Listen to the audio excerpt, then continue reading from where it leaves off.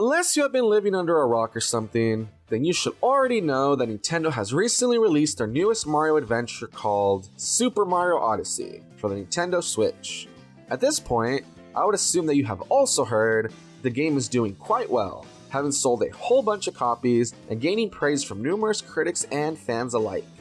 Unless you're some bitter old-timer who only enjoys games that can give you nostalgia, or some sort of elite gamer who cares not for such a family-friendly aesthetic, you will probably like this game.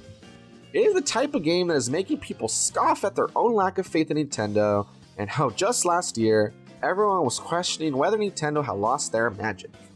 While the game being good is obvious, it is my purpose here today to explain to you why I personally liked it, and hopefully you will too. Right off the bat, we have to talk about gameplay.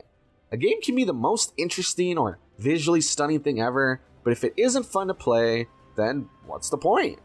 Luckily, Super Mario Odyssey is super fun and the controls feel as solid as ever.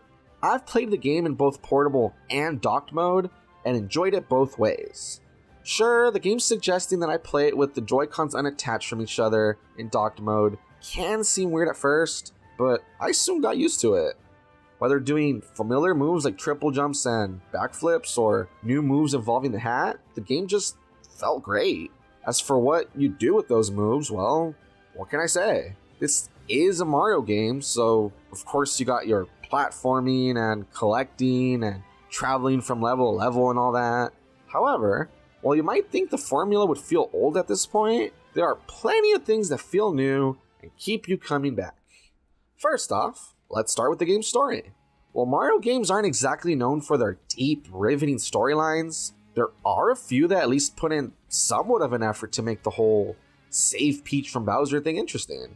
I would say that the best example of this is still Super Mario Galaxy, which sees Mario traveling to the center of the universe itself to save his special one, and teaming up with the mysterious Rosalina, whose tragic backstory we learn about in her somber storybook.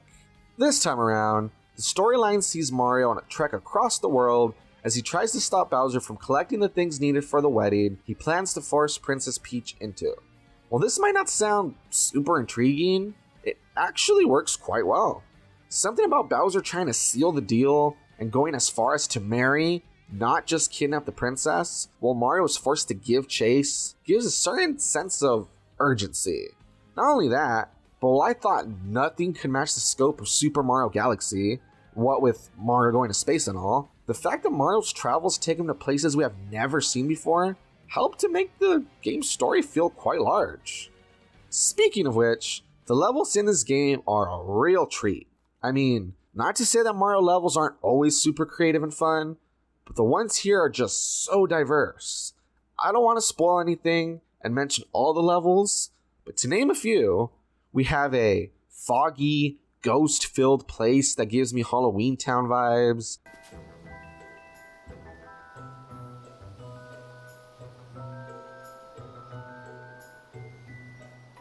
A desert filled with obvious nods to Mexican culture.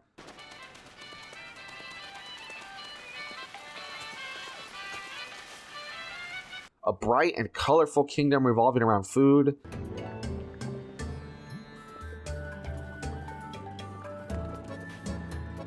And of course, New Donk City, a busy metropolis packed with skyscrapers and real-looking people? Which makes Mario... what exactly? Huh. Look, I don't know. That's besides the point.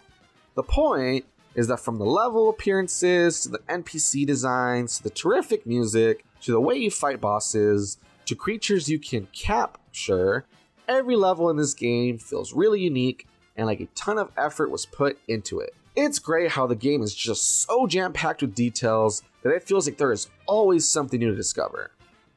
Of course, if I'm talking about the fun details, then I absolutely have to give a shout out to the references and Easter eggs found in this game.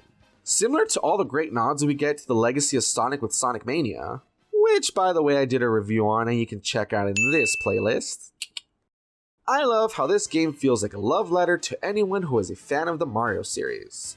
For instance, did you think that all of Mario's new outfits were just Random ideas for new costumes? Nope, they are all actually references to past Mario appearances. Sure, everyone knows that New Donk City and Mayor Pauline are a reference to the old Donkey Kong arcade game, but did you know that there are numerous references throughout the city to characters in Donkey Kong Country? Or hey, wondering what these weird pixelated bits of graffiti you see around are supposed to be? Well, they're none other than Cat Mario and Cat Peach from Super Mario 3D World. The list of references to games from Mario's past just keep going, and if I were to list them all, I'd be here all day. Trust me though, finding all the references is super sweet, and I appreciate all the effort put into their inclusion. At this point, I've been yapping away, praising this game for a while, so how about I start wrapping things up? Long story short, this game is a whole lot of fun and a neat experience to play.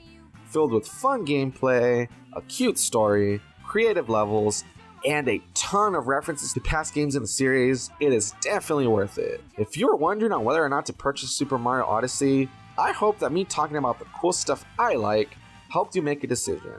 I definitely recommend it to everyone and wish nothing but continued success for Nintendo. But hey, that's just my opinion. And remember, don't take anything I say too seriously. After all, I'm just a wannabe reviewer. Thanks for watching.